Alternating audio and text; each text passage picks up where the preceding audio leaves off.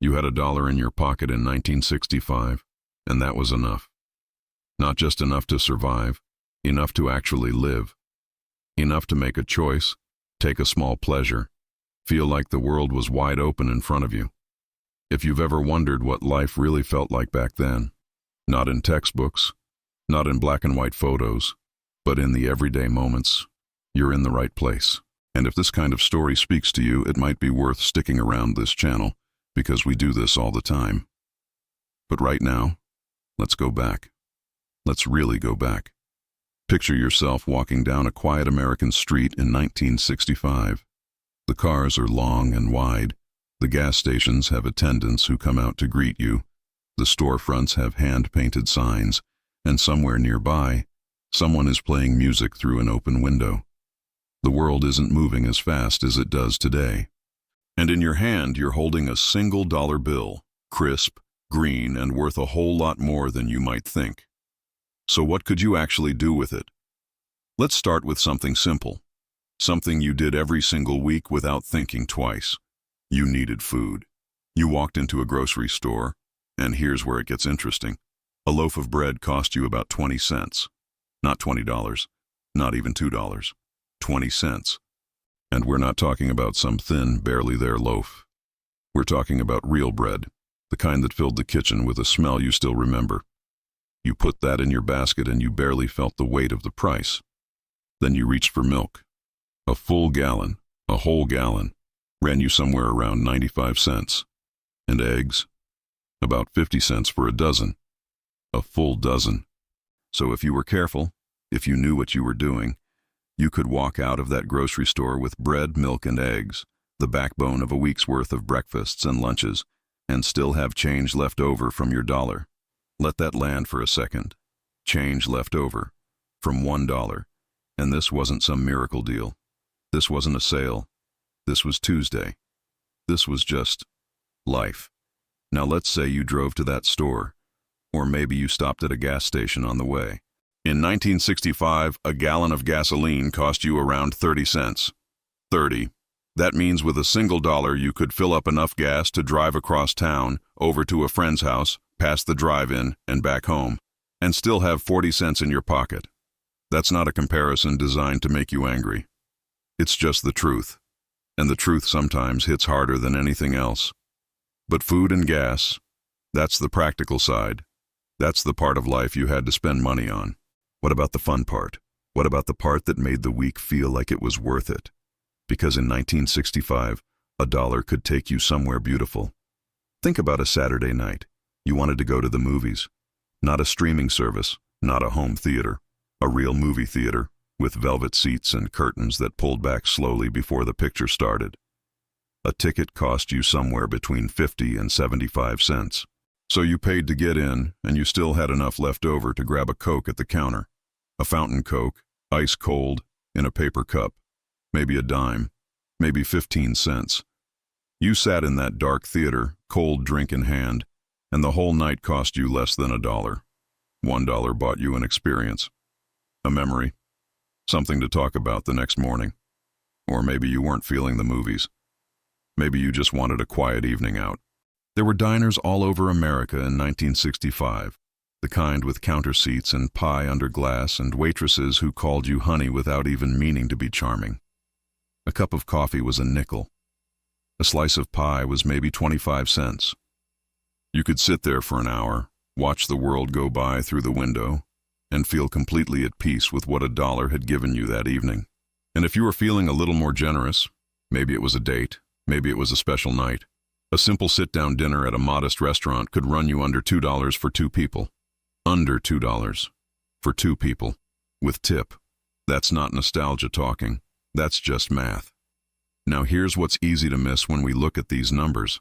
It's not just that things were cheaper, it's that the relationship between what you earned and what things cost felt different. The average American worker in 1965 was making somewhere around $1.50 to $2 an hour. So that dollar in your pocket, it represented maybe 30 or 40 minutes of work. And with 30 minutes of work, you could buy a gallon of milk, a loaf of bread, and still have coins left over. There was a rhythm to it, a balance. It wasn't perfect, not by a long shot. But there was a certain feeling that your effort was being rewarded in a way you could actually see. Today, you work a similar amount of time, and you walk out of the grocery store with a fraction of what that 1965 shopper had in their bags. A gallon of milk is pushing $4 or $5 in most places. A loaf of decent bread, $3, $4, sometimes $5. A dozen eggs, depending on when you're watching this, could cost you more than $3, and sometimes a lot more. A gallon of gas doesn't even have a stable number anymore. It swings wildly, but it rarely dips below $3 and often runs much higher. That single 1965 dollar, in terms of what it can buy today, you'd need somewhere between $9 and $10 to come close to matching it. Some economists will give you slightly different numbers, but the direction is always the same. That dollar shrank. Not overnight, not all at once, but slowly, year by year, in ways that most people didn't even notice until one day they looked up and things just felt different. And that's the strange thing about inflation. It doesn't announce itself. It doesn't send you a letter. It just quietly, gradually changes what your money means. And by the time you notice, the world has already moved. But here's what I want you to sit with for a moment, because this isn't really a story about economics. It's not a lesson in monetary policy or Federal Reserve history. It's something softer than that, something more personal. When you talk to people who lived through the 1960s, people who were young then, who were just starting out, who were building something, they don't usually talk about the price of bread. They talk about the feeling that a small amount of money could carry you through a day and leave you satisfied. The feeling that a simple night out wasn't a luxury, it was just a night out. That abundance wasn't something you had to earn on the highest rung of the ladder. It was something you touched on an ordinary afternoon. And maybe that's the part we've actually lost. Not just the purchasing power, not just the cents per gallon price of gasoline, but the feeling that the ordinary was enough. That 20 cents for bread and a dime for a Coke and a movie ticket for 60 cents added up to something that felt full. That felt like a good day. Because today, even when we spend more, we sometimes feel like we got less. And that's a strange kind of math that no economist can fully explain.